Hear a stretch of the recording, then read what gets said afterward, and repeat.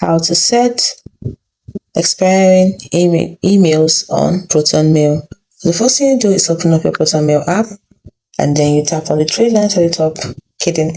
Actually, from the inbox, you want to send a message, so you have to create a message by tapping on the top right. You see the icon that has a pen with a pad, and then you send the message. Now, if you look at the bottom here, you see some options. And let me show it to you in a way you can see it perfectly. Now, here are the options over here. Now, you want to set expiring messages or self-destructing messages or emails. You tap on the hourglass icon, and then you can see message expiration. Now you can set it. You can set it to none, 10 hour, a day, 3 days, 1 week. You can even set to custom it. So you tap on custom, you can set the days, the hours. You see, that's it. So once you're through, you tap on set.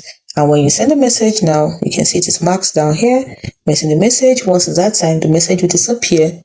Once it gets to the expiration date, or the message will self-destruct, that's and disappear from the inbox of the recipient.